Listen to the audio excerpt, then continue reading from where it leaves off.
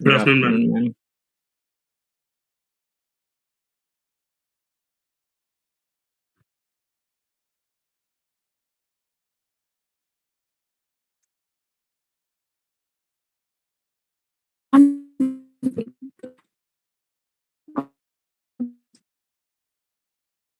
నచ్చలేదు అది కొడతా నేను కట్టిస్తుంది ఇప్పుడు వేసేస్తాను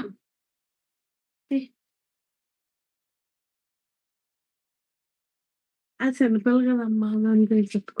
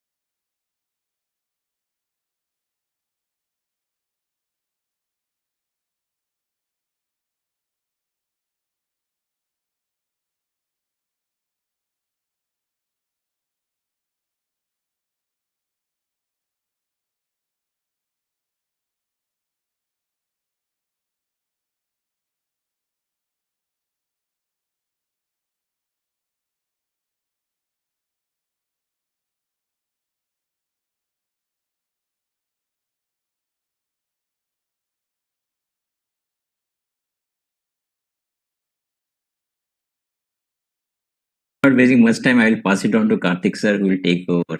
Yeah, please, Karthik. Thank you. Thank you. So let me just share my screen.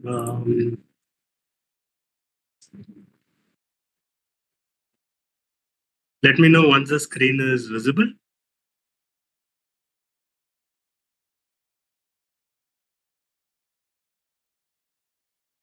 Yes, we can see the screen here. Okay. 1 minute.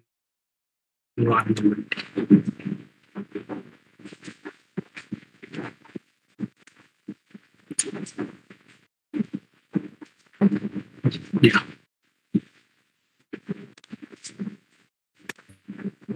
Okay.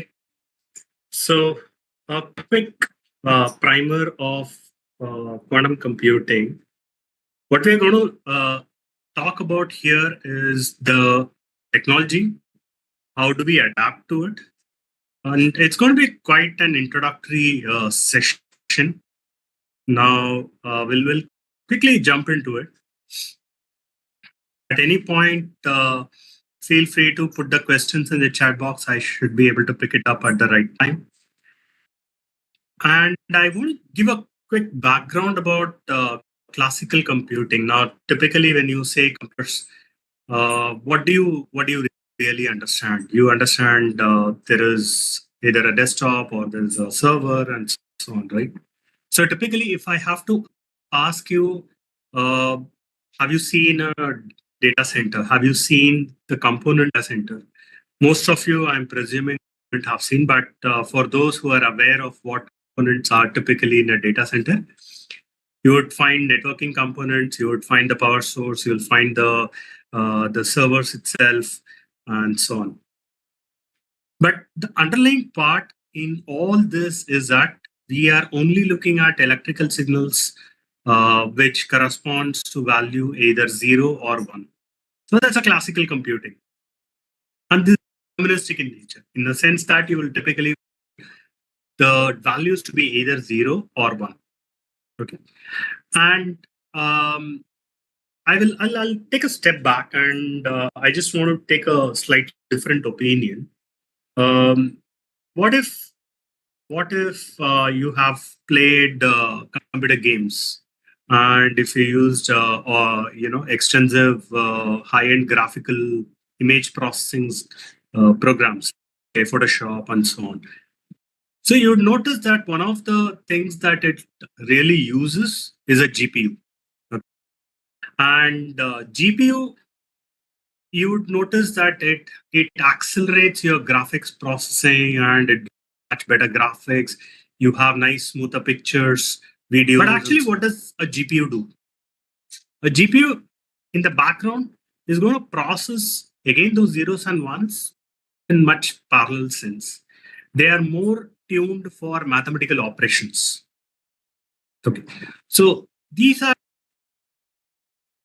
specialized processors that enable quick processing of mathematical computations. We'll come to what other things that we typically do with other systems. But GPU, if you particularly focus, it does a lot of math computations, and you will notice that NVIDIA has come out with the latest Blackwell architecture H200 and so on. You'll notice that these are extremely high-end, high processing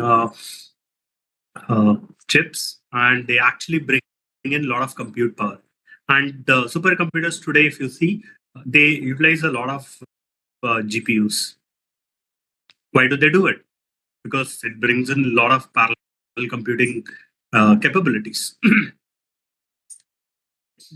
But they stand alone. They have to work in conjunction with CPUs. So GPUs are traditionally the co-processors. Similarly, if I'm presuming that people from EEE ECE background would have at least known what FPGAs are, and FPGAs, in a sense, can be programmed to do multiple things. It can be programmed to process signals. It can be programmed to do digital processing and so on. A lot of it invariably boils down to what it can process and how does it process. And the fundamental FPGA, if you notice, is also parallel process all the signals at once. So you would be particularly interested as to how you can utilize them for faster processing. So FPGAs have that ability to give you that parallel execution, acceleration, but again, in most of the conditions, it cannot operate on its own, barring a few outliers. Usually, FPGAs depend on CPUs to be able to do processing. But if you notice, all of them are FPGAs or GPUs have domain-specific applications. They are not general purpose computing. So only your CPUs like your Intel and AMD processors usually are the general purpose programming units, right? So that's all about classical programming. We'll come to quantum computing in a moment. But what's the limitation factor if you look at these classical computing? You'd notice that today we have supercomputers, we have extremely high, set of processors. You have processors that are able to compute at a speed that was kind of impossible, let's say 10 years ago. So in past 10 years, if you would have noticed, the kind of parallelism we have achieved is phenomenal. But still, there are certain problem statements that you cannot solve. What are those problem statements? Think of reading about some of the hard problems, and somebody with a good math background would definitely know what is a traveling salesman problem. It it's a problem that can be easily solved if you are having small set of destinations to which a salesman has to traverse. So the traveling salesman problem is to find out the shortest possible way or the shortest possible path to cover all the destinations, right? And if you have to now expand it to, let's say, instead of 5 destinations, if you have to put 50 destinations, do you think it's going to be the same? Probably not. And that's exactly where the problem comes in. Let's say you have 10 destinations. You can probably give it to GPU and it should be able to compute a lot of, the shortest different, the sum of the path of all the different paths and should be able to tell you which one of them is the lowest. So the complexity eventually, at some point, it becomes an NP hard problem. So that's a limitation of classical computing. There are certain math, if you set of problems, and NP hard problems are computationally pretty intensive, and that is where there is a need for something which can crack it faster, and that's exactly where quantum computing ends. The quantum computing enters the scene.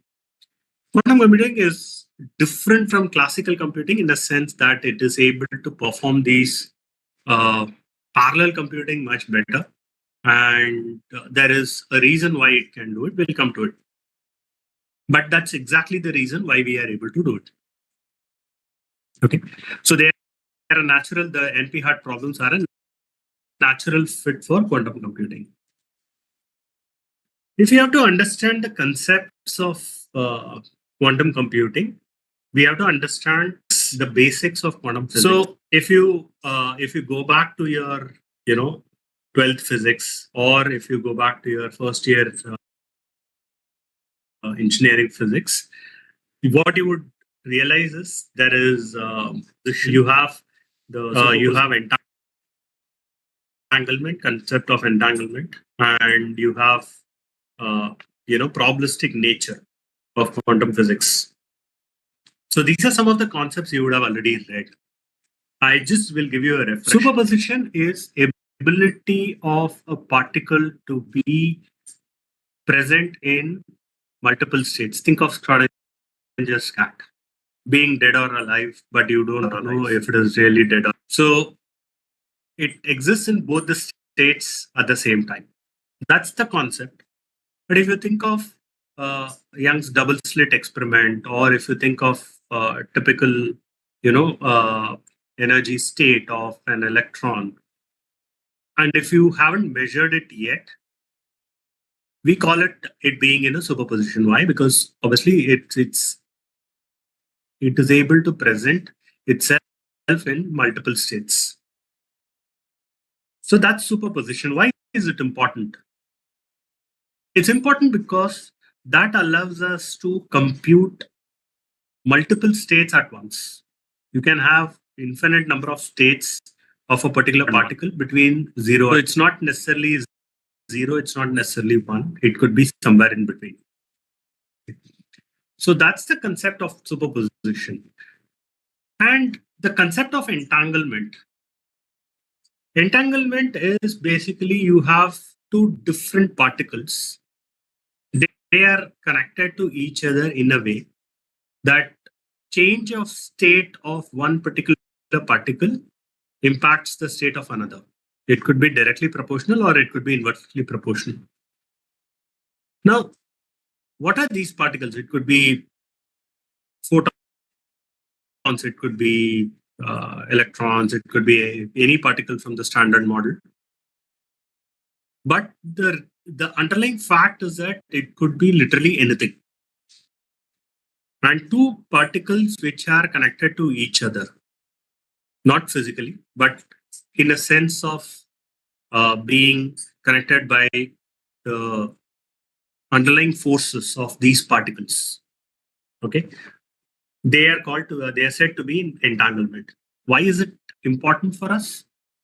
It's important for us to be able to know that the entanglement per se is now allows you to keep these particles in different places and yet be able to communicate between two of them. If you are able to impact the state of one particle, okay, from another particle, either inversely or directly, then you can essentially keep one particular particle as a control particle and the other particle as a target particle. And you can also use them as communication channel, basically by transporting the state between one another. That's entanglement. What do we also have is interference of particles. So think of again double slit experiment where multiple particles interfere with each other. Okay, and they cause different outcomes. Why is interference important? Because now we are in a state to understand what states can be impacted by another state. So it could be two different states of the particles, where one particle would be in 0, one particle would be in 1, one particle would be in somewhere between 0 and 1. And they are actually impacting one another. The outcome of this is again unknown. And that's the beauty of quantum computing, is that you are leveraging all the fundamental properties of these particles. That's just plain physics, right? Why is it important? Again, it is important to understand that we have to eliminate these interferences from impacting our computation. So we need to have one particle which is able to do it. And the other side of the coin, if you think about it, we might want to use the interference in a way so that we are able to influence one particle from another. Both are doable, right? So that's a fundamental part of interference. And then there is coherence. Coherence and decoherence is where a particular superposition is maintained for an amount of time, okay, reliably. That's coherence. And decoherence is where it falls to either of the states or vice versa. Now that's coherence and decoherence. Again, why is it important? Because the duration at which it is able to hold the state is important for us to be able to leverage them for computing. Now, you might ask, how is it different from our regular computers, right? So in regular computers, we have zeros and ones. You have the high state and the low state energy, depending on the energy state and depending on the material and so on. We will have zeros and ones mapped to the energy levels and voltage levels, which is interesting because in computing, classical, if you apply electricity, whether it's 0 volts, 5 volts, 3.7, anything above 3.7. So when you apply this electrical signal, it continuously holds the state, which is coherence. It is able to hold that state for a long time. Now that is important for us to be able to do computation, because without losing that state, we have to apply operations on it. It could be an addition, subtraction, multiplication, whatever. So any operation that we want to do on a bit, we have to make sure that the electrical or the energy levels of that particular particle stays constant, which is the same concept out here in quantum computing, where we want to make sure that there is a state, an energy state, which is maintained. Now, this could be in any of the states. But since we do not know if it is a 0 or a 1, and we do not know in what state it is, we have to actually depend upon the overall system to continuously maintain that state. And that doesn't usually remain because you don't have an ideal system. In reality, the real systems never continue to have one single energy level. There is always some external impact. There is some interference from outside. It could be gravitational, it could be solar flares, it could be just about anything, just thermal. Okay, it could be any external factor that could be interfering with the existing particles energy state. So that's more important. And because you have, let's say, millions of particles in a small matter that you might use it for quantum computing, you'll notice that out of that there might be some particles which might be in the desired state, some particles which might be in an undesired state. So at the end of the day, there is a probabilistic nature of the whole particle itself, which leads to the probabilistic nature of quantum physics. Now we are going to leverage that. How do we leverage? Is we know that there is probabilistic nature, so we want to make sure that it doesn't impact our outcome. So we same computation multiple times, and then we arrive at the probabilistic outcome of this computation, and then say that, hey, this is the output because it carries the highest probability. So if you notice, what we had been speaking about quantum computing is about looking at the outcome, solution of solution, right? We are not actually solving the problem. You are not actually saying this is a step 1, step 2, step 3, and then we are coming at values and you are getting a deterministic output saying this is the value. No, you are looking at all possible outcomes from a computation, and you are looking at the probabilistic distribution and saying that, hey, now there is a 40% probability of 0, 1, 0 being the output. There's a 40% probability of 0, 1, 1 being a probabilistic output.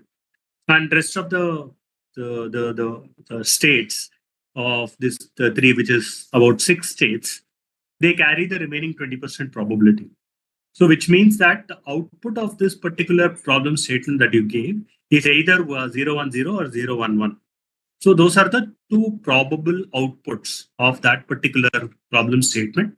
And you take these 2 values as the solution. But because there is a probabilistic output, obviously you must have run it multiple times. Usually we recommend the same computation to be done 5,000 times, 10,000 times, or 1,000 times, or whatever, depending on how good the computing is. So that's a fundamental of quantum itself. So probability theory is important for you to remember. And because we had been speaking about external factors like, even in fact, seismic shocks, the tectonic plates keep moving. So obviously there's going to be a mild seismic vibrations. Some of these particles are pretty sensitive. And these particles might start reacting to external noise. Noise could be, as I had said earlier, it could be coming from gravitational waves, it could be coming from solar flares, it could be coming from thermal changes in the environment, and so on. So it could be because of various different factors. Okay, so quantum computers error is a significant challenge. And the most important concept of quantum physics is no cloning theory and outcome of observation. So that's like the cornerstone of quantum computing, why it is very different. In a classical computer, if you think of electrical bits, you can actually replicate the state of a bit, okay? And that's the cloning, right? So you can actually literally clone the state or the energy state, not the particle itself, but you can clone the state of a particular particle. Because you are able to observe the state of a particle, you can replicate the state of a particle. It could be a 0 or a 1. But the beauty about the quantum state of a particle is that because it's in a superposition, you really don't know what is the state of a particle.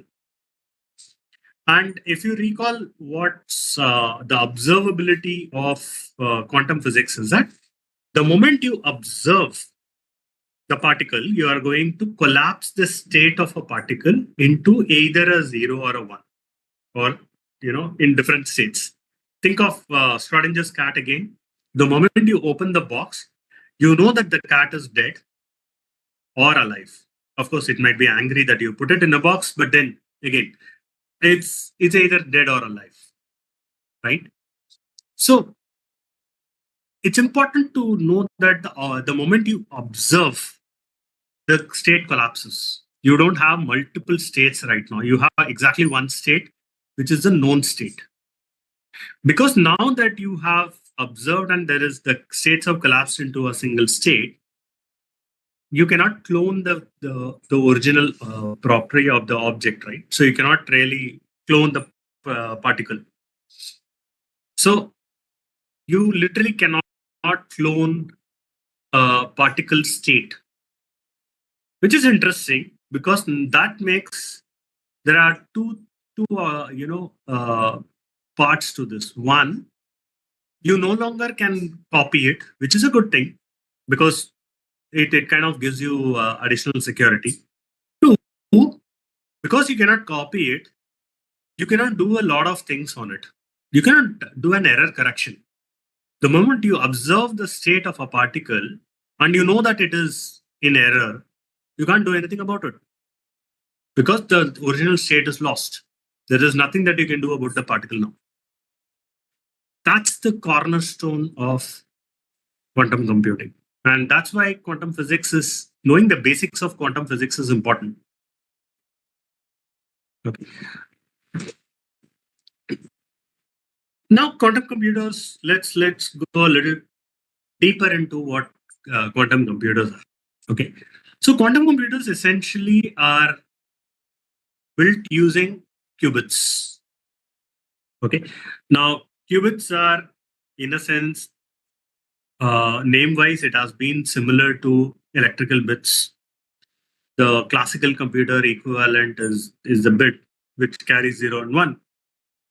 But qubit carries numerous states, right? It's in superposition, right? So that's a quantum bit, and that's why it's a qubit, right? And each single qubit needs to be built assuming the state of quantum physics need to be taken care of, which is interesting now because very similar to an electrical bit, each qubit, okay, has to be handled separately. But the other part is, if two qubits are in entanglement, okay, it leads to dependency. Now, if you recall probability, you will notice that when you know the state of one and the state of another is dependent on state of the first number or the first draw, then obviously the probability changes outcome. So you will have a very different what we are going to look here. Okay. So there are set of qubits.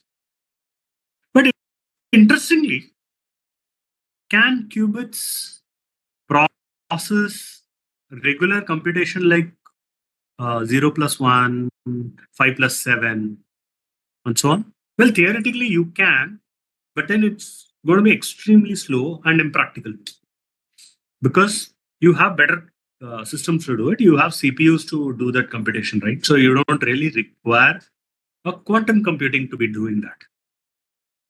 So what do you really do? So quantum computer in that sense is always going to be co-processor, very much like your GPUs and FPGAs. It's not going to be able to compute everything of its own. Of course, quantum computers cannot render your graphics. Quantum computers cannot do typical and, not, or, right? I mean, they can, in a sense, they can be made to do that, but then that's not going to be very useful. Okay. So that brings us to the next topic. as to how do you make sure that you build a quantum computer which does only some part, and then you have classical computers. So that is where the beauty of classical quantum interfaces come into picture. So these interfaces, if I have to give you an analogy, think of data acquisition system that you have, which is going to, let's say, read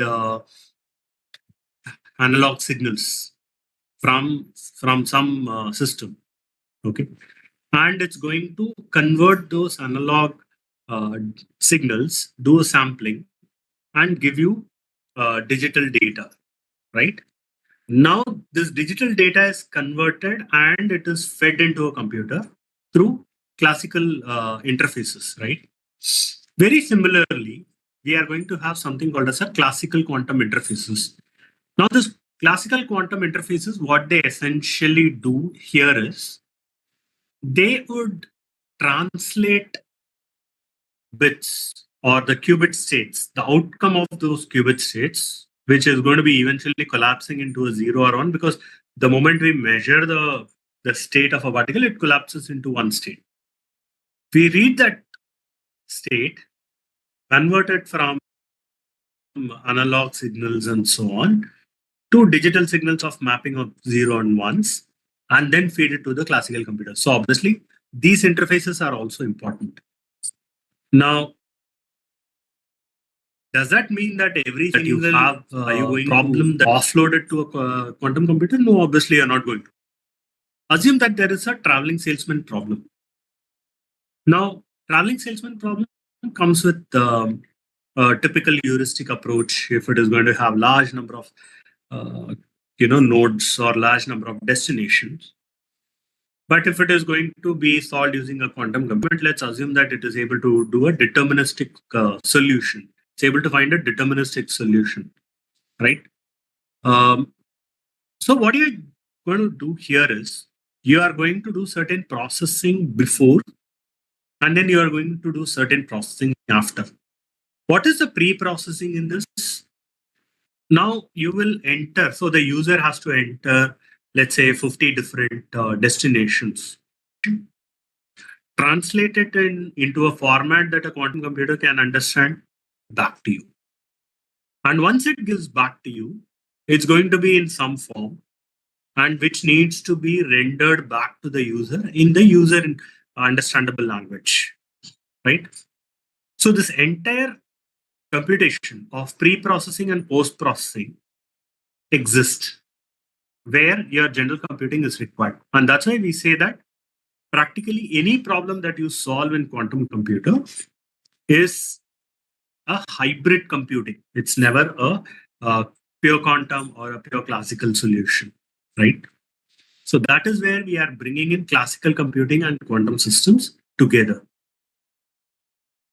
I'm happy to take any questions till now if there is any questions, because now that we are going to go a little into details of how we are going to build the qubits. Okay. Any questions?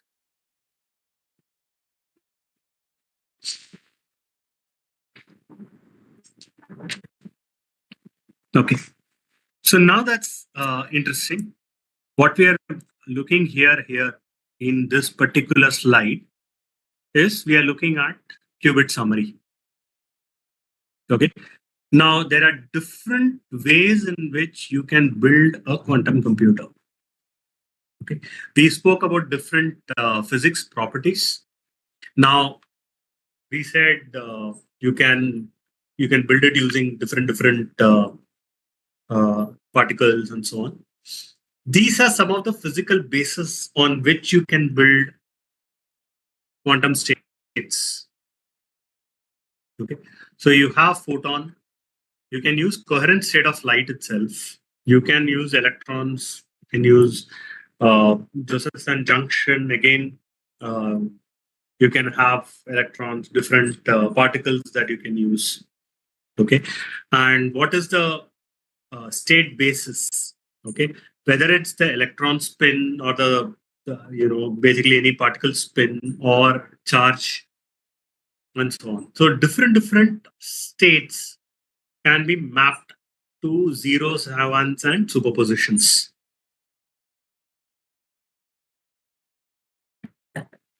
Very interestingly, there are so many options to build, unlike classical computers, because even today you have only about 3 options to actually have, or 3 physical bases on which you can build uh, a feasible electrical bit or the electronic chips, right? So, whereas out here you have so many different physical bases on which they can be built.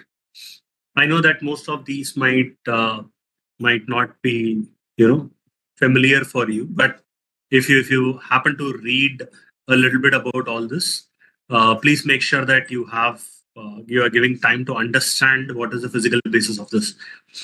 Most importantly, each of them has got a completely different build, and which ensures that there is variety of ways in which you can measure the state, right? So you can have a photon as a physical basis of quantum computer. You look at number of photons or polarization.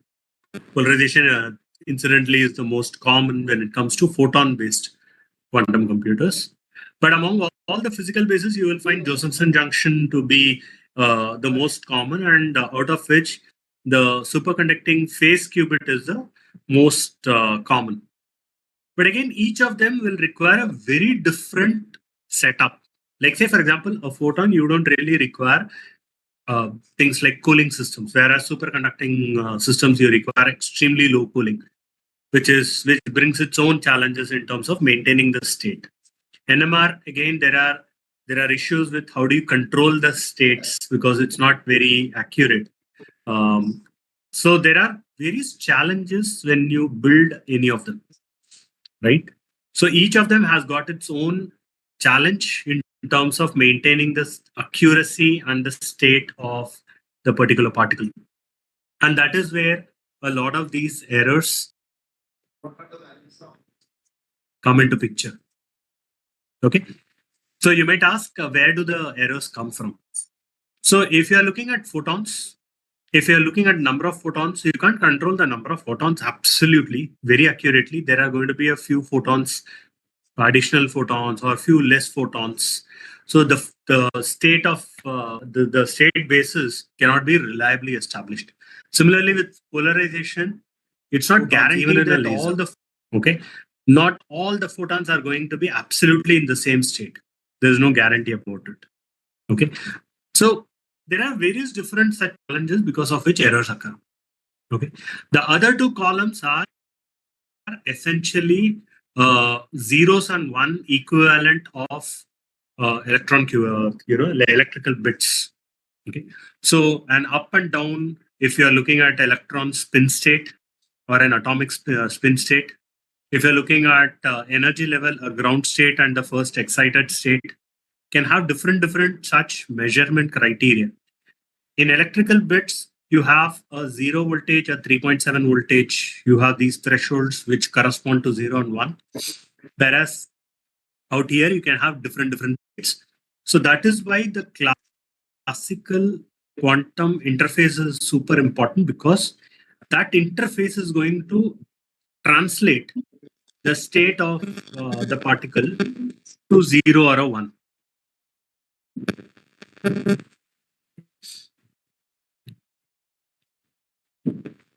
I'm hoping till this point, this has been understood a bit.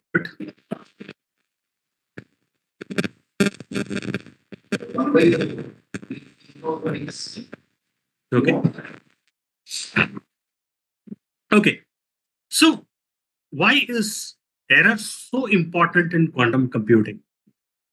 Error is important because in classical computer, let's take an analogy of classical computer. You must have read about parity bits or different, error detection and mitigation strategies.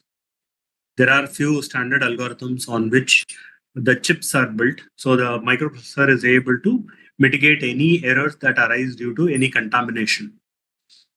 Unfortunately, in quantum computing, you can't do an error detection and error correction, because the moment, let's go back a couple of slides and remember, we said no cloning theorem and observability of particle state, which means that the error, we have to observe the particle state, and if we observe the particle state, it collapses, which means you cannot do further operations on them. So if there is, let's say, a set of 5 operations, and after 2 operations, you want to measure what is the error in the qubits and correct it.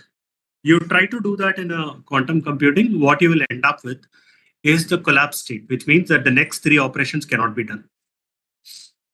Unlike your classical computer, where between zeros and ones, if you determine a particular bit has flipped from 0 to 1 or 1 to 0, you would be able to restore the state and then continue the computations, which is not possible in a qubit. So that's the underlying physics challenge that not can overcome. That is where a lot of error mitigation strategies come into picture. And the correction which happens doesn't happen on the original qubit. And there are strategies where you do a parallel compute of the same operation on a different qubit and see what is the outcome. And expect that this particular qubit would have been accurate and would not have errors. And then continue with it and take that as an output value and not the erroneous one. So that is where the error mitigation and correction strategies come. Correction is only at a system level. Correction is not at a qubit level. So that's a major difference between a classical and a quantum computer. Okay. Why this is important? This is important because it's going to impact the number of qubits that you are going to have for the actual computation. Now, assume that if you have to put 1 qubit per, so 1 qubit redundancy, which means that for 1 usable qubit, you're actually underlying if you're using 2 qubits and continuously measure if they are in an output error state, and then you kind of go ahead and do a mitigation of it.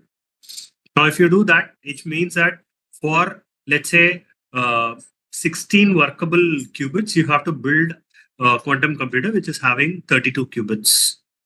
That's a major challenge. Of course, there are other strategies in which you reduce the number of redundant qubits which are required, but again, those are fairly complex in nature, both, and it's multidisciplinary across physics, material science, and electrical engineering, and so on. So there is a whole plethora of things that you do to mitigate errors. Okay. Now that we have read about qubits, gotten a quick 30,000 feet view of what quantum computers are built out of and how does quantum computers operate and what are the fundamentals behind it. Now we have to bring in a new surprise.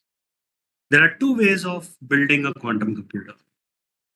One, what we call as the digital approach, and one, what we call as an analog approach.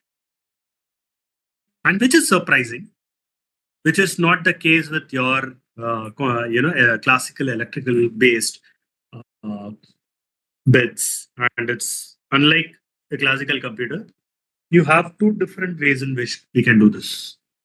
Think of pre digital computer era in the 1950s, 1940s, when it was being researched. You had all those dials, you had a lot of these, you had vacuum tubes and so on, right? All of them were essentially analog devices, right? Their output was mapped to a digital value which came into existence of output, and then it became a digital computer. So that's the kind of analogy that I want to draw, where you have a continuous analog value, which then get mapped at the end of the computation to either a 0 or a 1, and then eventually a whole value out of it, right? So that's the analog we are talking about, and in a sense, if you read the history of quantum computer, and it's very interesting, I'm recommending that you read about the history of quantum computer. It all started in 2012, commercially available. It started in 2012 when this company called D-Wave came with a quantum annealing based approach. Now, what is quantum annealing? I'll talk about that in a moment. But D-Wave, the first commercial quantum computer, was an analog computer, followed by IBM. IBM came with their own digital general gates approach. Of course, it seems very intuitive that the gates is more general purpose in nature, which means that you can do multiple problem statements, which is in fact true.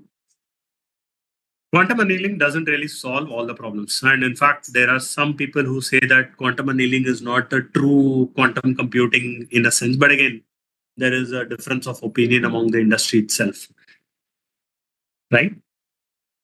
But the most important factor about quantum annealing and quantum gates, the analog and the digital approach, is that quantum annealing can only solve a subset of the problems that can be solved by a quantum computer.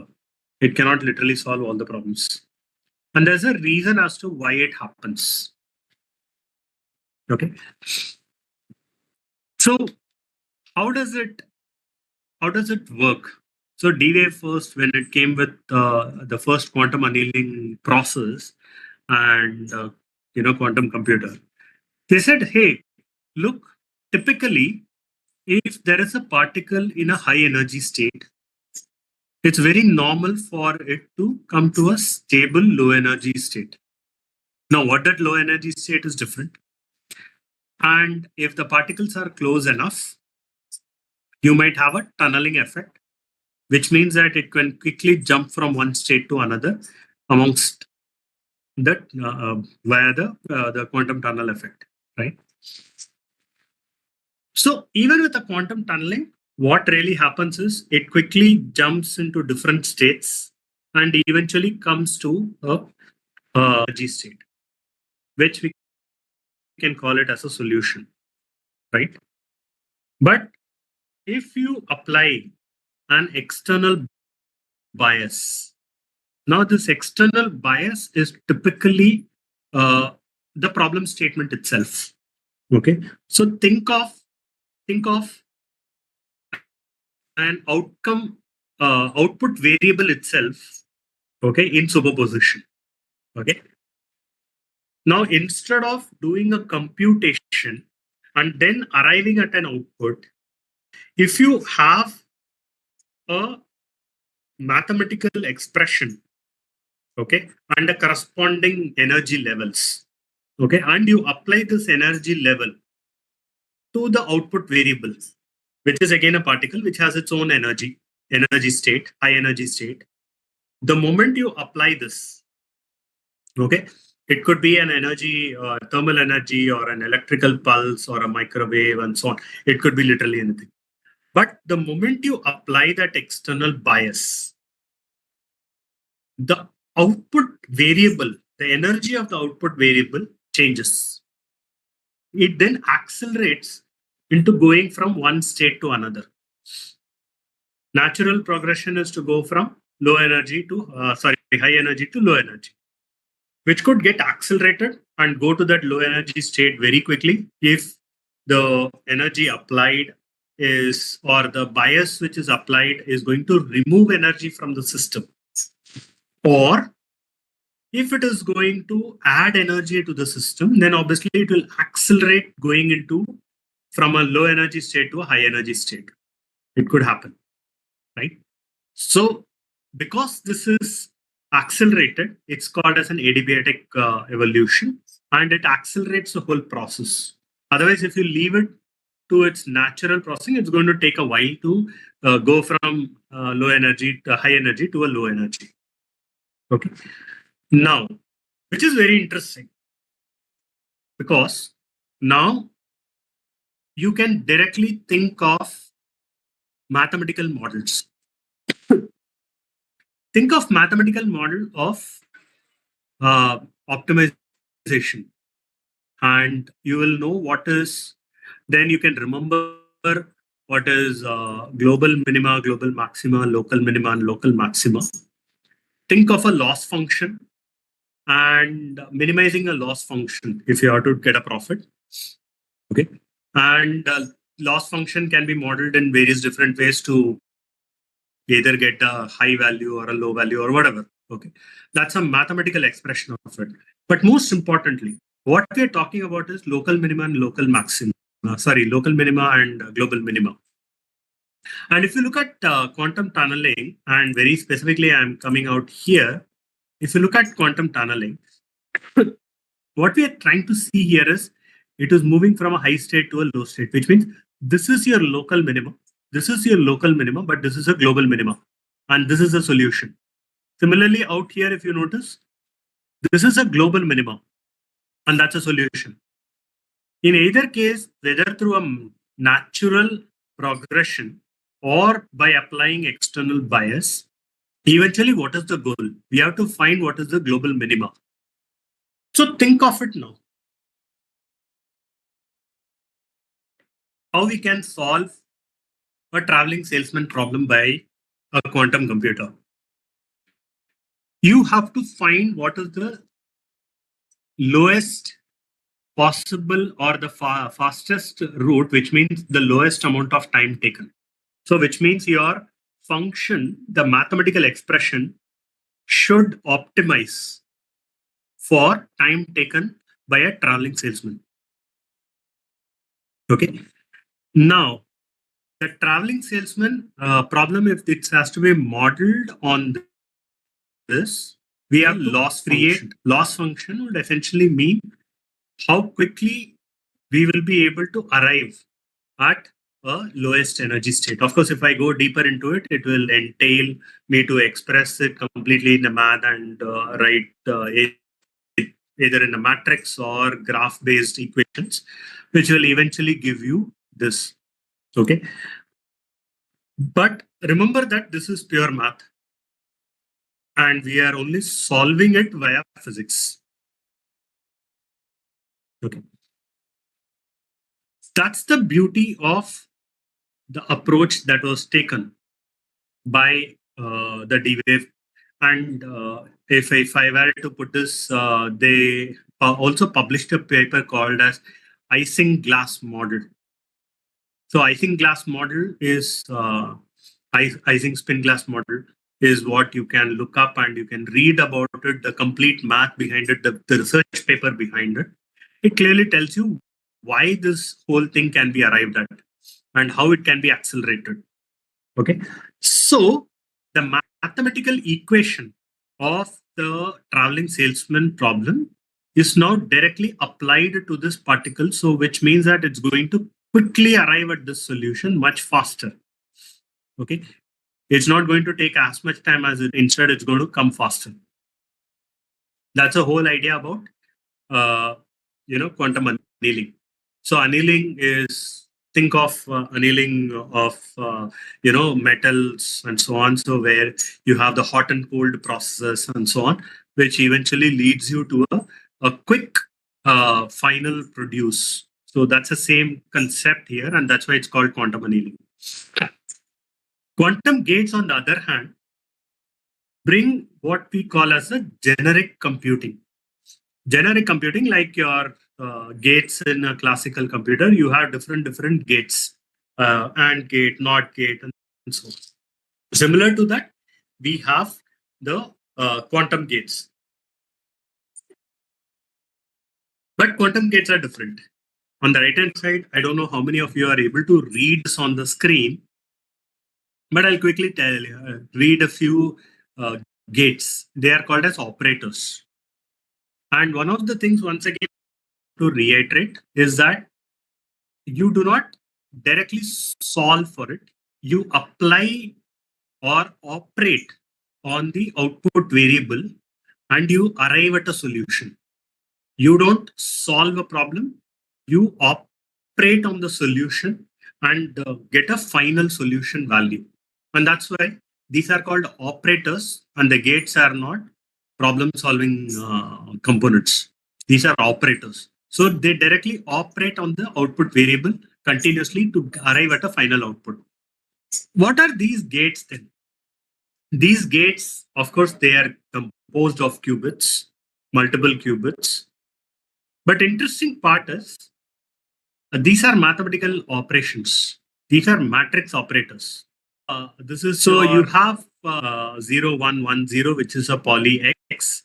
Poly Y, you will notice 0, minus I, and 0. These are some of the values. So this is a matrix representation of each of the gates. One thing you must have noticed, poly X, poly Y, and poly Z. So the poly Z gate essentially is the third dimension. So you might ask, okay, now that represents a three-dimensional representation of a particle. You are correct. So the inherent part of how it works is there is something called as a Bloch sphere, BLOCH, Bloch sphere. You might want to read that in IBM's documentation. It's beautifully explained. So it's basically a 3D sphere, a spherical representation of a particle. So particle in a 3D space has got an XYZ component. And one of the axis is represented in complex number. So that makes it a little complicated and very interesting because now the state of a particle is represented by its position. So we spoke about superposition. So in superposition, we said we don't know the state of the particular particle, which is correct because now it can literally be in that entire spherical structure of XYZ within the specific constraint.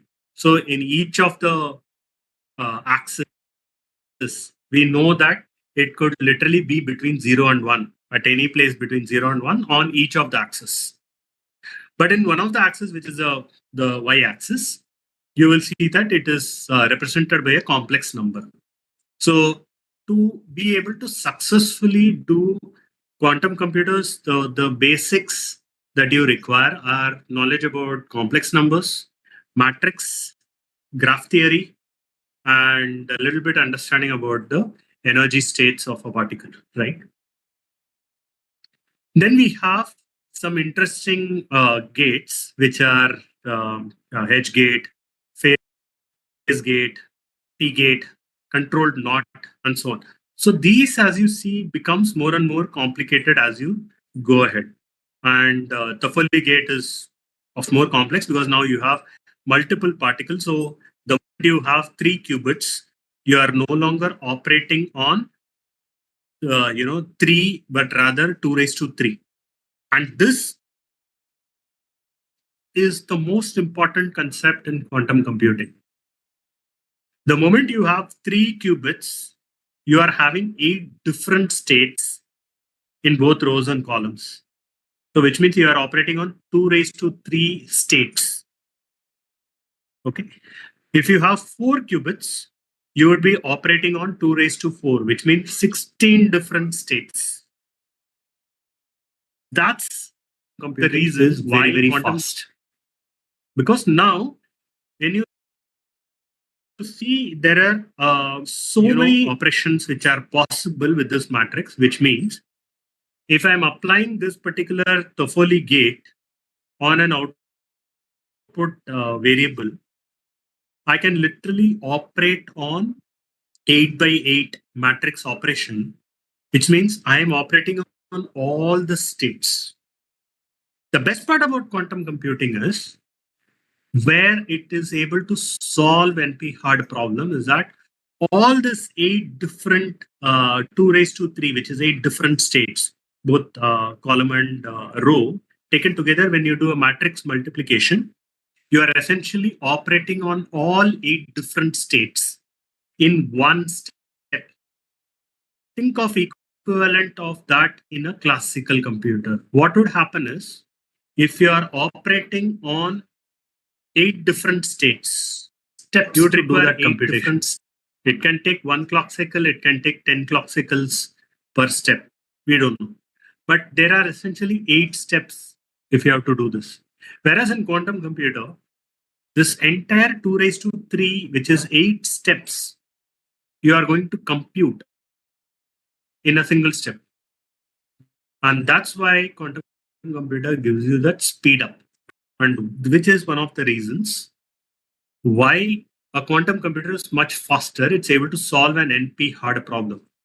And if you remember going back to NP hard problem, you will notice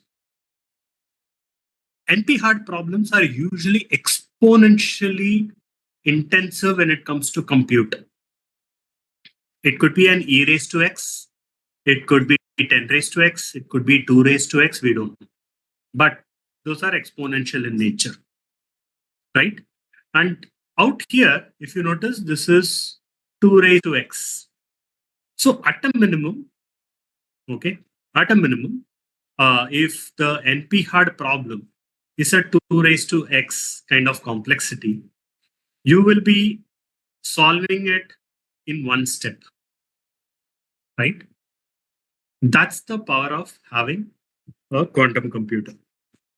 I want to take a pause here and I want you to digest this information.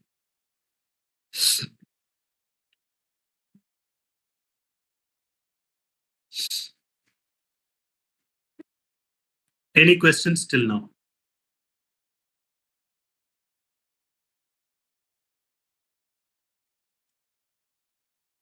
Okay. I'm hoping that at least some part of it is. Karthik, Yeah. Karthik, what I was requesting, is there any any use case? I mean, we can show some video or something which will give them an insight of how it is, because I'm sure it's a new Yes. topic for them. Is it possible? Yes, I can bring that. Some Yeah, I can tutorial thing. bring that. I wanted to, in fact, give a quick overview of this and then go to that. Okay. So, Okay, yeah, sure. whatever you Yeah, want. I mean, I will definitely go out there because this topic might be completely new to them. So, I'm expecting that if I familiarize them with some tools and techniques which are available, I can then give them a walkthrough. Okay. So some of the popular tools. So there is something called as Qiskit by IBM. D-Wave is unfortunately not very open, so there is limitations on how much you can explore. But Qiskit is by far the most popular. Microsoft has its own quantum development kit, but that is still not very mature. It is still evolving, and there are others. Okay. Qiskit is probably the most well documented and most beautifully built platform for anyone to read through it. And I'm going to bring about that, and I'm going to suggest that you can read it at your leisure. Allow me a moment.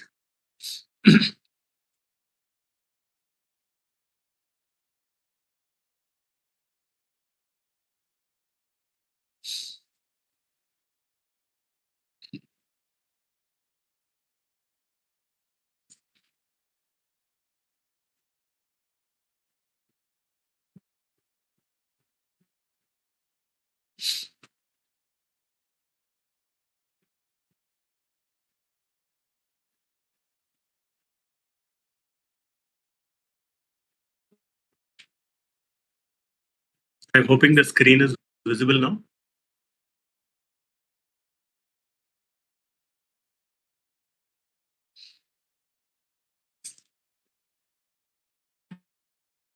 Okay. So if you notice, This is the IBM quantum platform. Earlier, they used to call it Qiskit. Now it has been renamed. But even today, most of the people, refer it to as Qiskit. Okay. Quickly coming to the learning. So it has a wonderful collection of what quantum computing is all about, the basics of quantum information. You'll be able to read a lot of it here. Okay. It talks about single systems, the classical information, okay, classical states and the probability vectors, and so on. So there is a bunch of these, and I'm going to quickly jump into this particular piece where they're going to talk about the quantum circuit model. Okay. So in the quantum circuit, if you look at the representation of classical and the gate representation, the typical computation that we have, this is how they have put it, right? And this is your classical explanation. Okay. And these are some of the circuits that we talk about. But in quantum circuits, as I had already mentioned before, you can build all these gates together and think of gates not as electrical setup, but think of them as matrix. Okay, all of them are matrix in nature. So you have a H, you have an S, you have H, and once again a T. So each of them have got a representation. So it's all matrix multiplication. Once you arrive at a matrix multiplication, you have certain values. And this particular zeros and ones that you see here, these are called as the bra and ket notation. So that's a bra net ket notation. So why this notation is important? Because this represents the states of zeros and ones. We spoke earlier about different states of a particle, and we said that they would map to either a 0 or a 1, right? And a superposition. Now, this is a complex number. Okay, so that's a particular state. Now, this is an output state.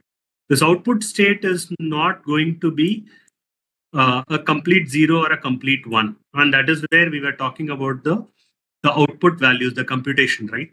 So where we will have to compute the state of this output and see how much of it will map to either a 0 or a 1. Okay. Now, very interestingly, quantum circuits, often they start with initial ground state, right? But initial ground state doesn't mean that they are not in a superposition. Initial ground state means they are in a superposition, okay? But we just don't know what is the exact position of that particular particle. Okay, but we initialize them by applying a certain bias. And how do we apply a bias? This is how we apply a bias.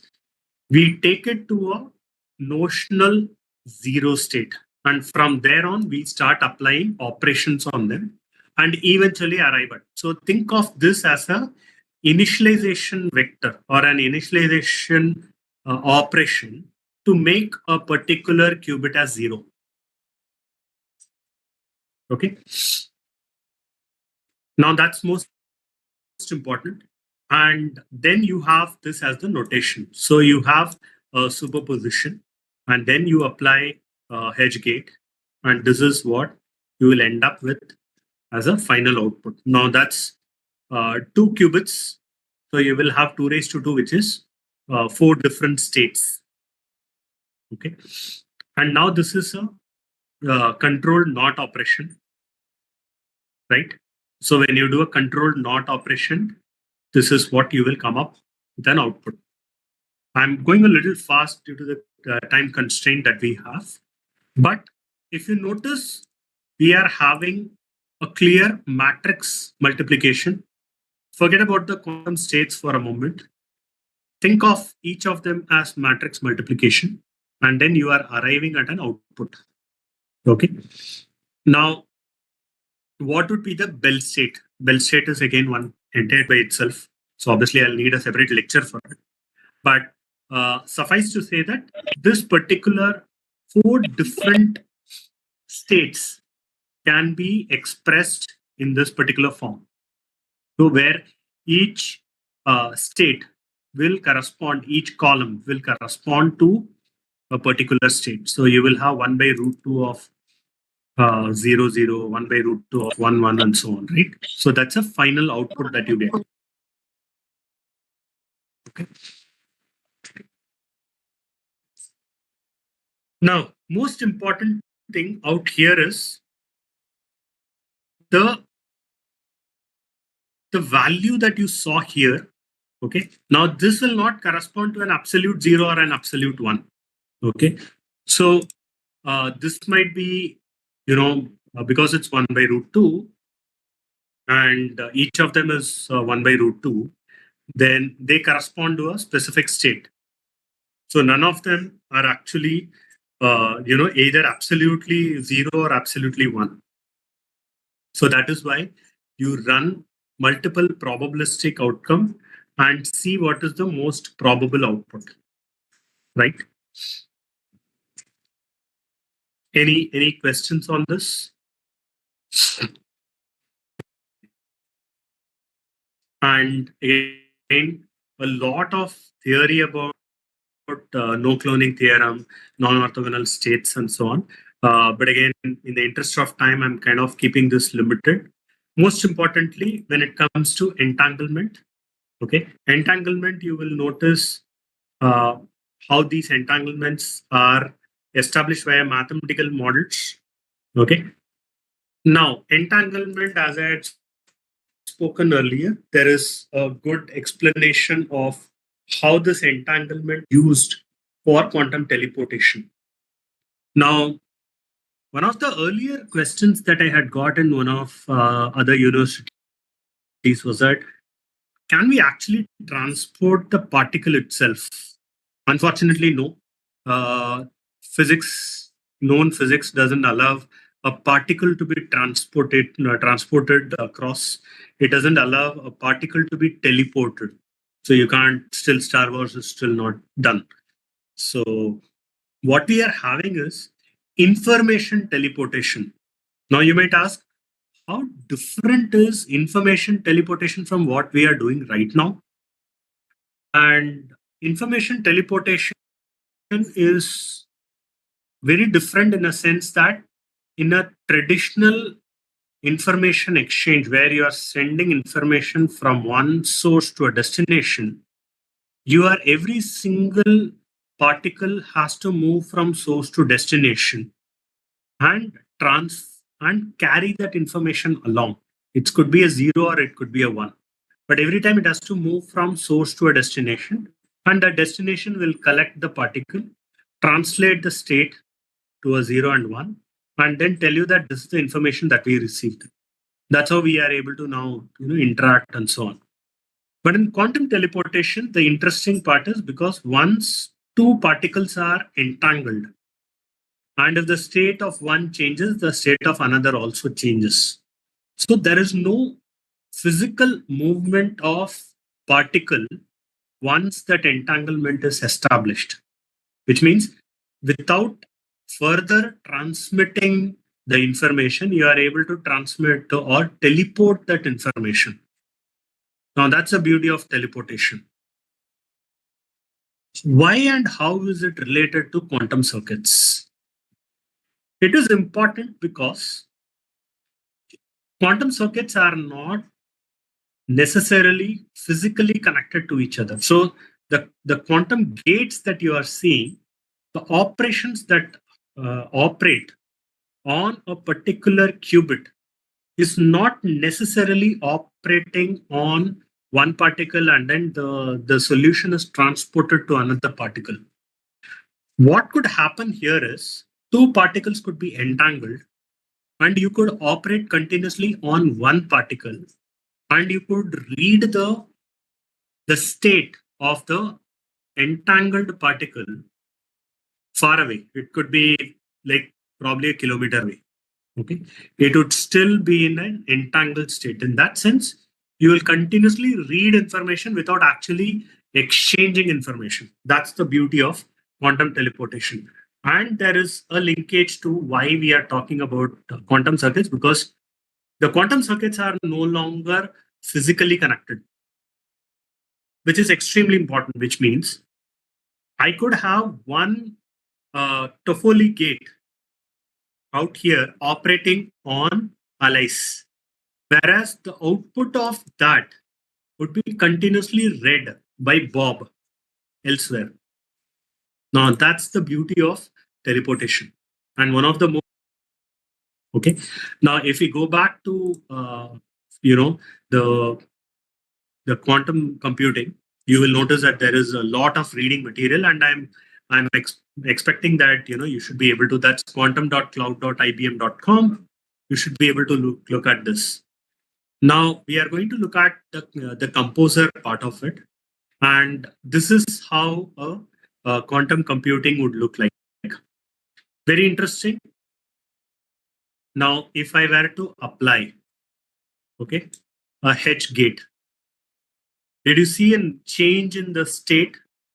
So there is an equal probability of zeros and ones, because now I put a H gate, okay, in the Q0, which means the first bit is either 0 or 1, which means I have applied superposition out here in one bit, right? And then I put a controlled NOT. Okay. Now what happened? This is interesting because a controlled NOT means the output of the least significant bit, okay, is controlling the state of second least important bit, which means Q1. So which means what you saw here, okay, now you have to think of the third bit from the left, which is 0011. The third bit, which is a 1, is what you have to see. Now that state, it could be 0 or it could be 1. Okay, ignore the last bit. Okay, but if you notice, the last bit has essentially directly impacted the third bit. Okay, so that's a controlled NOT bit. Most important. If it is as the 1, then it flipped the state of the third bit from 0 to 1. Okay, because everything is initialized to 0, and once you apply it, it flipped because H can keep it in superposition, and it can either be a 0 or a 1. So there is an equal probability of 0 and 1 for this. And because the output of this flips the Q1 when the value is 1, when Q0 equal to 1, it can flip Q1. But because Q1 is already 0, it has flipped when Q1 became 1, Q0 became 1, right? So that's why you have an equal probability. Okay. Now, let's put this. What do you expect? Now, this is interesting. What happens here now, what you saw here is a parallelization, superposition, parallelization, all in one. So which means that now because we have put a H gate, it has become it has gone into superposition, right? Now it's either a 0 or a 1. This is either a 0 or a 1, which means the combination of 0, 0, 0, 1, 1, 0 and 1, 1 are equally possible. But what is interesting is, after I put a control NOT, okay, the state actually flipped. But because the state is flipped and all 4 states are equally possible, the outcome that you have is an equal probabilities of all these states. And what we are doing is we are measuring both Q0 and Q1 as output. And we got an equal probability of 4 states. And that is why I said we don't solve for an output. Instead, what we are doing is we are finding out what is the best solution out of all the outputs. In this case, because all 4 are equally probable, You can't have a single solution to it. Any questions in this?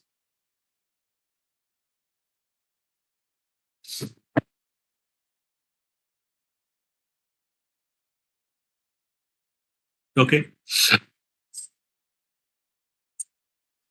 Now let's put this. What do you expect? It won't change anything because the states have flipped, but because there's an equal probability, this won't change, right? So it's not going to change. Now it's going to be interesting. Okay, we can put any of the phase gates. Okay, and you will now start measuring the outputs. Okay. Now, in all these cases, you will notice there is a continuously equal probability of all the states at any point in time, right? So, why is it so? It is because you will see all the states, because these matrix operations continuously only change the states, and even this phase change is not going to make an impact on the total output because all of them are equally probable. Any questions in this? Okay. Now an interesting thing happened. What happened? If you look at the X gate, okay, what you have done here is in the X direction, you would have noticed here in the X direction, okay, and if you look at also the phase angle, you'll notice something very interesting. Now here, each of the phase angle has got a different probability. Okay, so in one direction, you will find that there is a higher probability, okay, which is exactly what you see here, 42% probability. And because there is for 2 dimensions, the state is the same. That is why for 2 states, you will find that the probability is the same. So now interesting that after applying all these operations, you know that what is the outcome. The outcome is the probability of either or 0011. So that's the value that you can. Okay. Now, if you were to only measure Q1 as output and use Q0 as a control bit, okay, use only Q1 to Q3 as your output bits. So then you have only one state, which is the output, which is 1, right? Or a 0 here, or a 1 here. All the other states don't carry any weightage. So there is an equal probability of a 0 and 1. So there is only one bit which is an output. Okay. Now, if I also apply operation on the y-axis, okay. Now, what would happen here is you would find those phase changes. And interestingly, you might ask, the phase just shifted because we shifted the phase once, we shifted the phase again. Nothing really happened. If I were to phase shift my Q0, okay. Now, because these are orthogonal in nature and there is a Q0 which is applied out here, you will notice that the phase remained the same. But then once I remove the Q0, the control knot, C knot table, the phase of them are independent of each other, which means that while one bit has to a different phase, the other bit has gone into a different phase. Now these are independent qubits. So there is a connection between these qubits at all. Okay. So they are operating independently of each other. Okay. If I were to do this, where the output of one is impacting another, now you will see that more and more qubits are now getting impacted. But again, Q0 and Q1 are still independent of each other, right? So the qubit states, as you might have seen, because these qubit states are completely independent, right? They are operating independently of each other, whereas the Q2 is dependent on Q0 and Q1. You can say that Q2 is entangled in a way Q0 and Q1, but it's not impacted. But Q0 and Q1 are not interconnected. They are not entangled with each other. You could say that, right? So that is exactly the physics concept in action. Okay. And of course, at the end of the day, you can do an output measurement.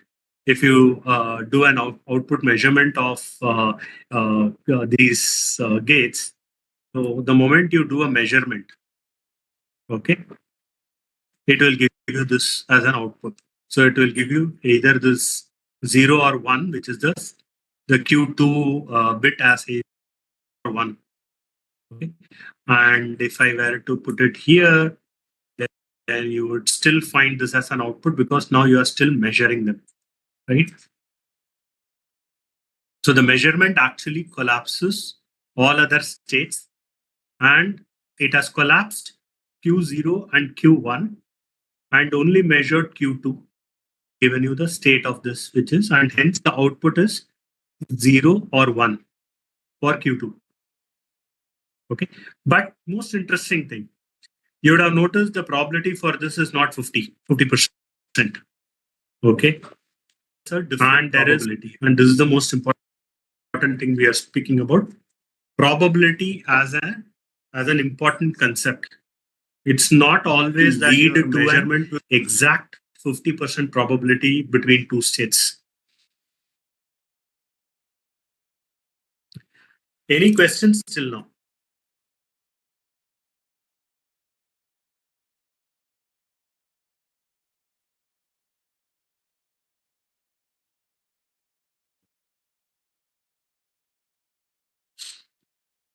Okay. So on the right, you would have noticed Open QASM 2.0.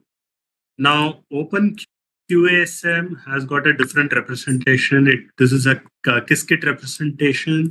This is an Open QASM representation. Think of QASM as an assembly language for quantum computing. So anybody who knows assembly language of classical computers can start thinking of equivalent of that in computers. Okay, so that's the assembly level language for the name. Of course, this is a good platform for anybody who wants to do it. IBM Quantum platform, and then you should be able to work on it. Save, export, and manage. You can also do certain, values that you might want to play around with. You can add classical registers. You can have quantum registers. You can have as many classical, but recommendation is keep as many classical and quantum registers so that you are able to map the values directly. Okay. So of course you will have to sign in to make sure that you are able to simulate circuits which are larger. Okay.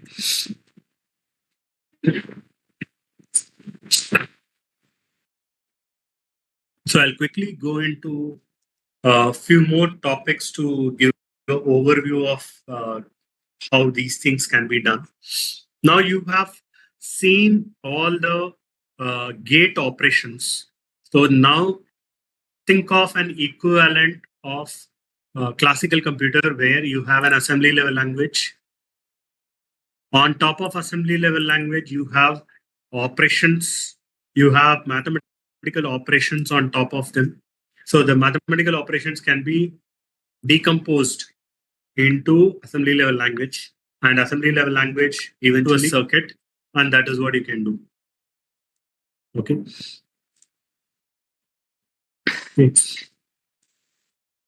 So if you are able to have a mathematical expression which can be translated into assembly level language program, then it means that you should now be able to solve problems. Of course, it's not going to be so trivial where you have 4 or 5, quantum registers on which you operate. Of course, it's going to be much more larger. But interestingly, now that you have that essential understanding of what the tools are, you can go into what is the application. Okay. Applications can be various. In fact, in finance is usually one of the earliest adopters of quantum computing or any industry any technology for that matter. So it can be it can do faster portfolio value. So if somebody is investing in stocks and they have created a portfolio, so the price impact of from various variables, it can become very, very complex and very compute intensive.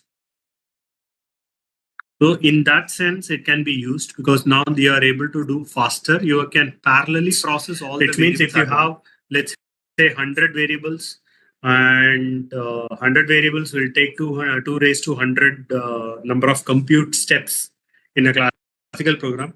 Whereas if you have 100 qubits, you can essentially compute it in one step itself. So finance, it's extremely important where trades happen in microseconds, right? Fraud detection can be done. Okay, risk assessment can be done. So lot computations which are very dense can be done in finance. In healthcare, there is a very beautiful application, or rather two of them, which are extremely important. One is if you are looking at how new medicines are discovered. So the whole drug discovery cycle is very, very long. Usually it takes about 3 to 4 years to, that's the fastest usually to be able to come out with a new medicine. But those computes, if they can be accelerated, that time can be crunched. A lot of these simulations can be done faster, which means that something that takes 3-4 years might probably be doable in 2-3 years. That's a big benefit. Then you can accelerate genome sequencing. Today, human genomes are sequenced. Some of the animals' genomes are sequenced, but not all the animals and living organisms' genomes are sequenced right now. If we can quickly sequence the genome, it allows us to discover potential uses of certain chemicals in certain living organisms. We can have personalized medicine. So these are some of the things that we could do. Logistics, as I said, traveling salesman problem, you can do it. You can think of, you must have seen cash ATM, cash machines or cash vans running between different ATM boxes and filling the cash. Now they carry a very high risk because they are carrying cash, and of course the risk of theft is always there. So how do you reduce the risk of theft? By having the shortest route possible. Okay, and at the same time taking the safest route. So there are many variables to this. One of those variables is the safety weightage of each route, the time of the day when it is safe at a particular in a particular route. So there are many variables that you have to do. So there are cost functions that you have to optimize for. So you are not solving for one cost function. You are looking for multiple cost functions, and then optimizing even amongst them. Okay. So that's about the logistics. In energy, of course, there is a lot of geological modeling. There's a lot of usage modeling that needs to be done. These are extremely complex simulations that need to be done. Typically, if you look at a machine learning model requires a lot of GPUs because there's a lot of computations. But then there are certain problems, certain simulations that is not computationally easy, and you can apply quantum computing out there to be able to do this faster, to optimize between load and consumption. So if there is a power generation station which is generating, let's say, 1000 megawatts, okay, but the demand for that is shuffling between, or it's going between, let's say, 900 megawatts and 1100 megawatts. So how do you optimize the grid so that you are able to minimize the fluctuations? That's if you represent that in a mathematical model, it's actually fairly complex model because the number of variables once again are very large. And that's why in energy also there is a lot of requirement for quantum computing. Okay. Before I go into distributed quantum computing, I want to kind of take a step back and talk about the entanglement once again. Quantum computing, even today, we are not able to build reliable quantum computers, which is having very less errors, but at the same time, a lot of, because the more qubits you create, more noise is generated, obviously, then the errors become large. So the number of qubits that you can build in a quantum computer is still very less. And in that sense, there is a possibility of using entanglement to replicate quantum or the qubits and create a larger distributed quantum computer. And that's one of the active area of research, because again, there are a lot of there. How do you maintain the entanglement? How do you make sure that the entanglement is able to sustain across multiple hops and so on, right? So there's a scalability problem and so on. So that's an important part, because if, let's say, there are 10 different quantum computers, each having, let's say, 20 qubits, in itself, 20 qubits is not going to give you a lot of compute. 2 raised to 20 is not a lot. And if you have 10 such computers, 2 raised to 20 is still not large number. But if you have 10 quantum computers, each of which is a 20 qubit, and now all of them are connected in a way that you are having now, let's say, a useful compute of about 80 bits. Now you are no longer raised having to 20 10 into 2. Now the compute power that you have is 2 raised to 80. That is significantly higher. Anybody had a question? Okay. So the important part here is that a 2 raised to 80 is much faster. But again, you can't do that easily, because you need to make sure that there is a clock synchronization. In any of your digital circuits, you know that clock synchronization is important for people who come from signals and systems background. You know that clock synchronization is like a challenging thing, especially when it's across a large distance. So if you are having a distributed quantum computing, the challenge today still lies in synchronization. And how do you communicate between them? How do you securely do that? That problem is relatively solved better. Quantum communication has been around for a long time. In fact, longer than quantum computing itself. Quantum communication relies on the fact that once you observe a particle, then the information in the particle is essentially lost, which means it collapses into a 1 or a 0. And information theory states that if the probability of a particle is either 0 or 1, then there is no information in it. And if the state of a particular particle collapses into 0 or a 1, probability of a particular particle in a particular state is either 0 or 1. So which means there is no information in it. So quantum computing can leverage quantum communications and make sure that the state is reliably transmitted from one node to another. And quantum communication ensures security, because now nobody can sniff certain particles. Today in traditional computers, you have to put a lot of encryption and a lot of checks to make sure that your message is not read by anybody else. Your message is not lost and so on. Whereas in quantum communication, the physics itself is the barrier, and it's a protection against any kind of theft of information, because the moment they read, information is lost. So that particular part is relatively solved.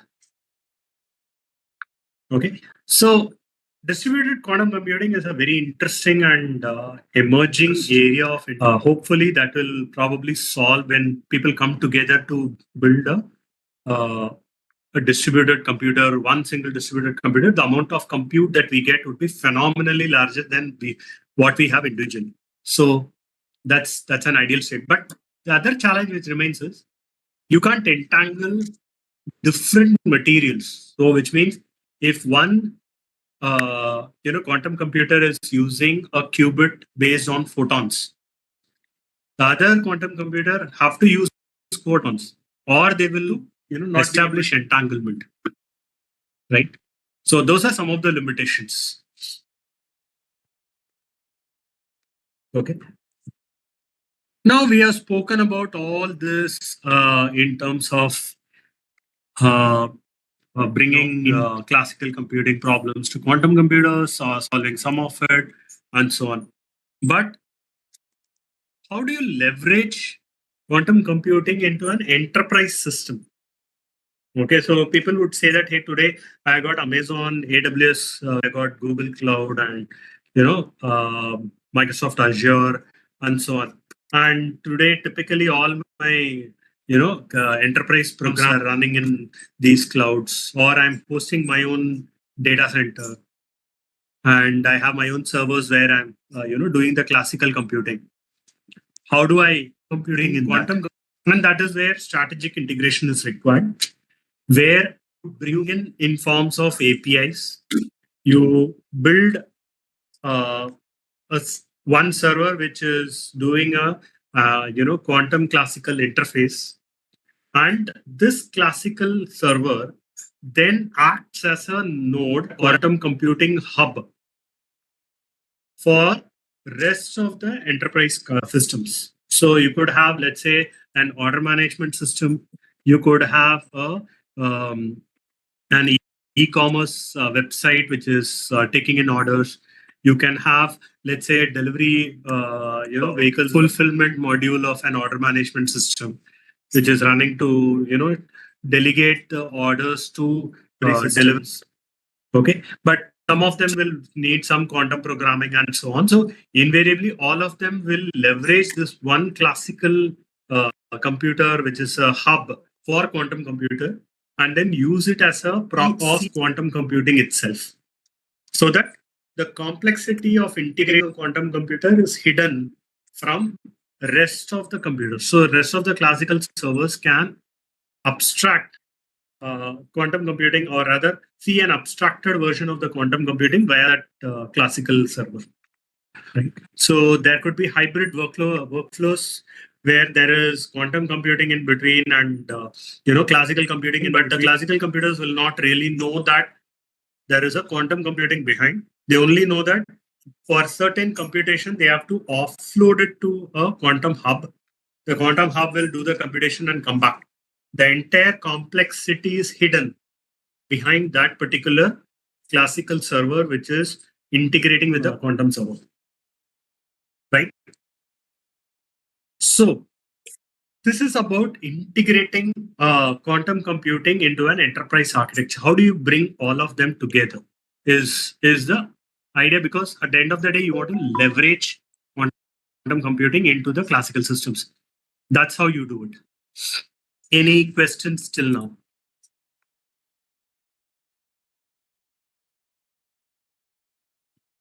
So Karthik, we have got. I have a request. We have got 10-15 minutes. Maybe can you just give them a roadmap today? How is the industry today? What is going forward? And as ECE students, how can they get excited doing this? Absolutely, and that is the screen that. So, from a career roadmap, and what are the areas of research? What are the areas of how you can build a career in quantum computing? Quantum computing is complex, as you have seen, at least at a very high level. Quantum computing, building a quantum computer requires understanding of physics, requires understanding of constructing different types of components. If it is a superconducting base, then there is superconductors involved. There is There would be electronics involved, interface with them to maintain the temperatures. There's a lot of electronics that is involved when you are talking about NMR based quantum computing or photon based again, because you have to leverage lasers. So that is, if you look at the requirements, you require physicists to be able to continuously research and fine tune quantum states, make sure that you have ability understand the degradation of performance of a particular of a material, which is in fact a qubit. So there is a requirement for physicists. There is requirement for material engineers. So people who are actually working on building supercomputers, or people who build efficient lasers. So how do you build efficient lasers? Which material will give you an efficient laser? Which material will give you better superconducting? Or which material will give you better electromagnetic shielding? Right. So which material will bring down the errors? So a lot of material engineering is required. In terms of electronics, as I said before, there's a lot of components involved. Today, if you see a superconducting based quantum computer, you will see that it occupies a large room. It requires at least 10 to 15 kilowatts of power, majority going into cooling, because you have to keep it close to absolute zero, which means a few millikelvin or maximum 4 Kelvin depending on materials, which means there is a lot of control systems. There's a control in place. There is the electronic readout of the qubits. So the qubit states have to be mapped. So a high energy state and a state will have to be mapped to zeros and ones. So there are converters. There are microwave resonating microwave cavities. You will have to look at how do you leverage them. You have you have structures different like the microwave cavity can be created using different materials.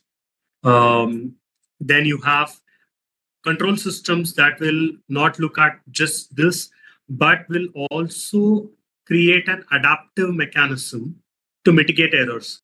So think of it this way. You have a feedback system that continuously measures error after the readout is done. So you have a reference value and you have the actual readout value from the quantum computer for each of the qubits. And this is for each qubit.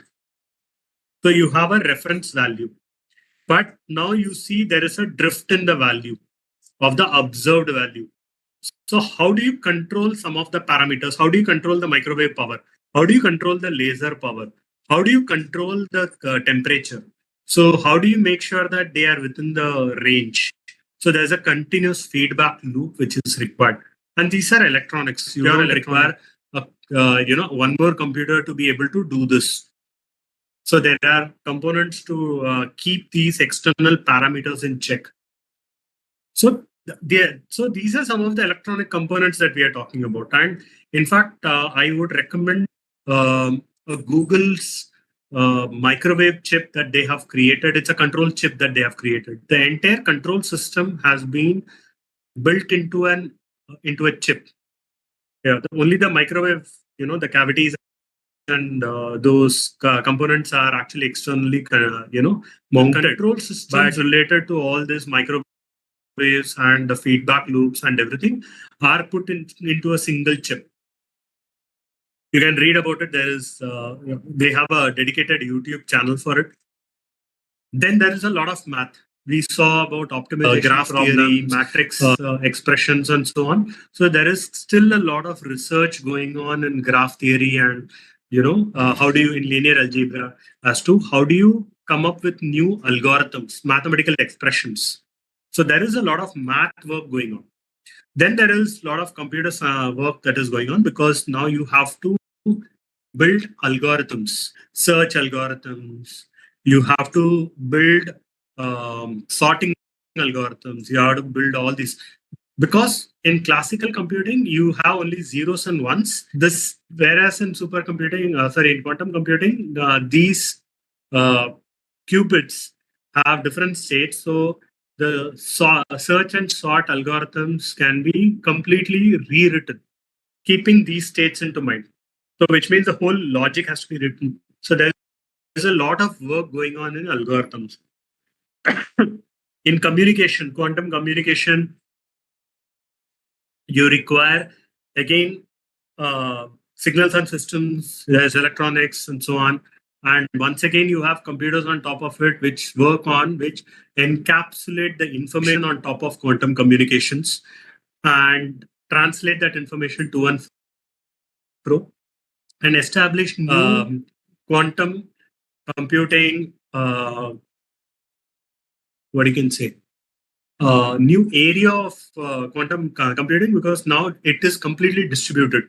So the distributed algorithms now, they are no longer classical distributing algorithms. You have distributed algorithms as well. You have network engineers, because now you are creating a network of distributed quantum computers. So there is also, certain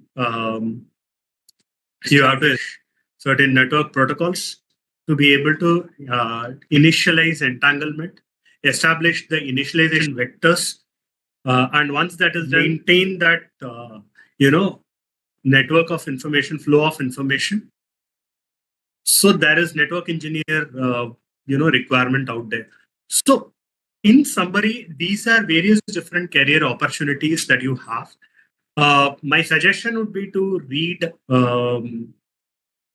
what is going on in the world of quantum communication, read in what is IBM doing, and what China is doing. Especially China has been doing a lot of work on quantum computing and quantum communications of late.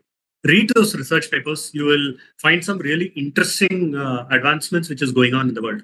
People are now sending quantum information across from a ground station to a an airborne asset. So it could be a low Earth orbit satellite, or it could be an airplane which is flying and capturing that information. A lot of these are happening. So I would recommend you can bring in that interdisciplinary learning with that background. Okay, I leave this forum to ask questions.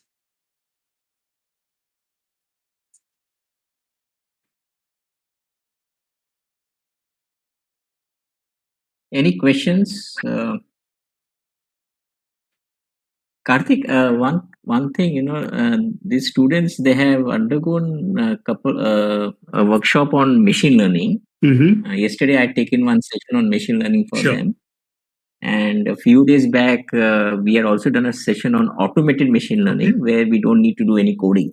Right. There are AutoML tools available today, right? Yes. So from a machine learning perspective, if you can just tell them how quantum computing can be correlated, is that maybe can just quickly touch upon that.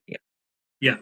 So machine learning, I would, because I'm not going to get into the details of it, but if you look at some of the machine learning techniques like SVM approach and so on, so the kernel of that or any of the core compute which involves a lot of computations, intensive computations, can actually be abstracted to a quantum computer.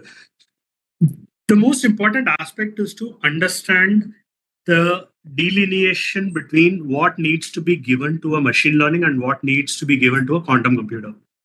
So, however, the quantum computer operates on a probabilistic output, but once that probabilistic output is interpreted, it is actually a deterministic solution. So you get a deterministic solution at the output, kind of filter out all the probabilistic solution. But in the machine learning, what happens at any point in time, the output itself is probability. So it's never deterministic in most of the cases. If you see, it's never a deterministic solution by itself. You once again look at the most highest probability, take that as a solution.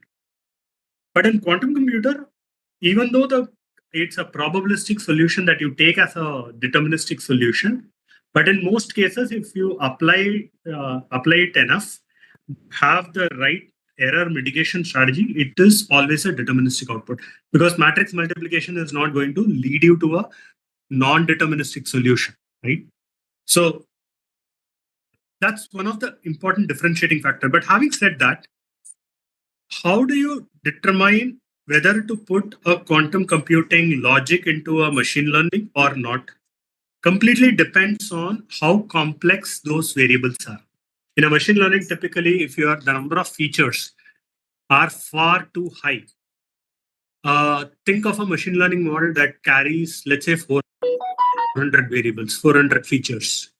Now, 400 features operating and giving you an output, it's not going to be difficult, but yes, it's not going to be as quick as giving you output from, let's say, 20 features. So it is computationally more intensive, and depending on the algorithm that you are choosing in machine learning, the complexity of the kernel of compute is going to be much larger. And that is where, while GPUs do accelerate a lot, often they do take a bit of time, and that is where quantum computing can play a bit. So there is an intersect of machine learning and quantum computing in that sense. The other machine aspect where help quantum computing is to be able to look at errors. So the errors that get generated in a quantum computer actually is just a noisy data. And whenever there is a noisy data, how do you model the errors is a big question. And in fact, key area of research today. How do you model these errors? And machine learning gives a very good way to be able to do, let's say, clustering, or do apply different approaches in machine learning to be able to understand what is the underlying pattern to it. Then bring out mitigation strategies. If you feel that, hey, the temperature variation is causing a problem, so how do you make sure that the temperature variation is minimum? Or if you feel that, let's say there is an electromagnetic noise which is coming from some component in the whole setup, then how do you do that electromagnetic shielding in a way that it causes less errors? So all these features can be derived by applying machine learning to noise data. That's one area of interest that's going on. The other area is where machine learning can actually do some pre-processing to the data to which quantum computing can do.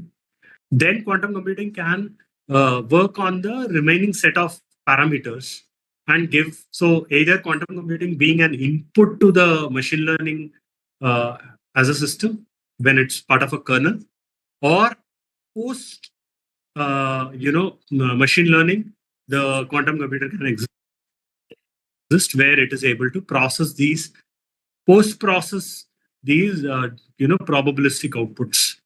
It all depends on what is the architecture, what is the availability of number of qubits, and what is the range of values that a machine learning can do.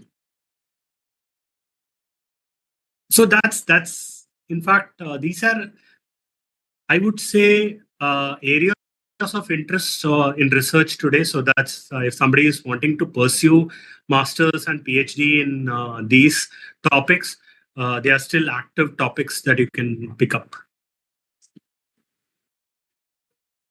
Thanks, Karthik. Thanks a lot. Yeah, any questions, others, ma'am?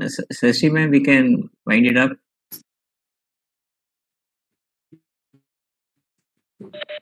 So, as we come to the end of this insightful session, it's my privilege and honor to deliver the vote of thanks on the behalf of the Department of ECE and EEE, Andhra University College of Engineering for Women, First and foremost, I would like to express our deepest gratitude to our respected principal ma'am, Professor R. Padmasri ma'am, for her constant encouragement and support in organizing such academic initiatives. A heartfelt thank you to our esteemed coordinators, Dr. S. Aruna ma'am, Head of the Department ECE, and Dr. R. Srinu Naik sir, Head of the Department EEE, and our faculty coordinator, Dr. S. Ramadevi ma'am, Assistant Professor, AUCEW ECE. Your unwavering support and efforts behind the scenes have been instrumental in making this workshop a success. We are especially grateful to Mr. Karthik Kameshwaran, Speaker Advisor of Quantum Computing at EBTS and Speaker of this workshop, for sharing such a thought-provoking and informative session, sir. Your insights into quantum computing have truly sparked curiosity and broadened our perspective on the future of technology, sir. We sincerely thank you for taking time out for your schedule to be with us today, sir. And thanks for guiding us for us ECE and EEE students, sir. A big thank to you, Mr. Arunjit Chaudhary, sir, CEO of EBTS, for his continuous guidance, collaboration, and for making this workshop series possible. To all the participants, thank you for your enthusiastic presence, active involvement, and we hope today's session has been an enlightening for us. Lastly, a special thanks to the organizing team, technical support members, and faculty who work tirelessly in the background to ensure everything runs smoothly. We look forward to your continued participation in the upcoming sessions in this workshop series. With that, we conclude today's session, and I have dropped the link of the attendance in the chat box. Please do fill the feedback and the attendance link. Thank you all once again, sir. Thank you, Karthik sir. And Thank you very much. Arunjit, Thank you. sir. Thank you, Karthik. Thank you, ma'am. Thank you, everyone.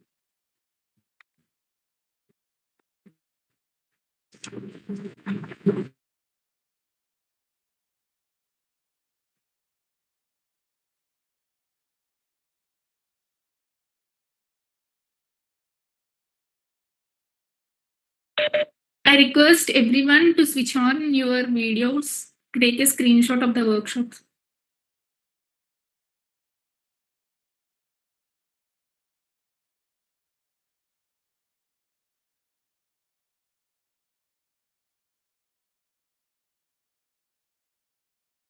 Everyone, please switch on your videos to take a screenshot.